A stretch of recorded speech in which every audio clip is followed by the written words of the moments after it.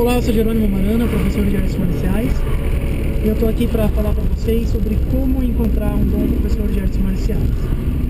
Não é uma tarefa fácil, eu tenho alguns critérios que eu acho importantes e eu vou falar mais um deles para vocês agora. É claro que, por melhor ou pior que seja um professor, nem todo mundo se adapta a todo tipo de professor, é claro. Tá? Então, isso vai acontecer conforme a nossa afinidade. Existem pessoas que vão ter afinidade por professores que têm uma maior qualidade, outras pessoas vão ter afinidade por professores que não são tão bons assim.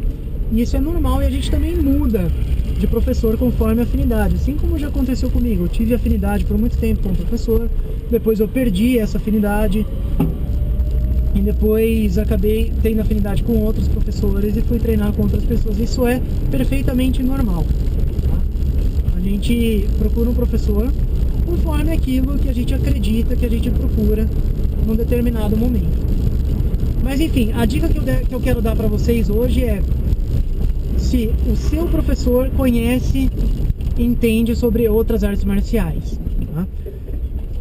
Bom, é importante conhecer outras artes marciais para que você possa esclarecer para os seus alunos as diferenças, as semelhanças, por que um método é melhor do que o outro, por exemplo, porque senão a gente fica acreditando em alguma coisa sem conhecer os outros pontos de vista que podem ser encontrados em outras artes marciais ou com outros professores, e a gente acaba criando preconceito, né? Então a gente fala que determinada arte marcial é ruim, não funciona, simplesmente porque a gente não conhece, quando na verdade muitas vezes a gente consegue encontrar uma explicação para um determinado aspecto, um determinado ponto da nossa arte marcial, justamente em uma outra arte marcial que tem um foco maior naquele determinado ponto do que na nossa própria escola.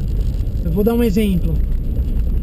Às vezes você, na sua arte marcial, não foca tanto em torção, e de repente você, conhecendo um pouco sobre Hapkido, sobre Hankido, sobre Aikido, algumas artes marciais que focam em golpes de articulação, você vai ter um esclarecimento melhor. Não significa que a sua arte marcial esteja errada, mas às vezes você vai ter um esclarecimento melhor sobre aquilo, porque aquela arte marcial foca naquele ponto específico.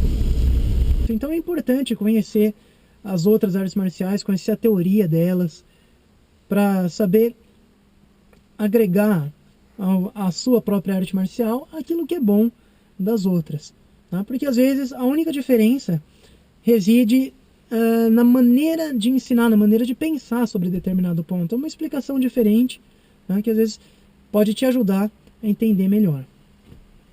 Bom, então é isso. Eu espero que vocês tenham gostado.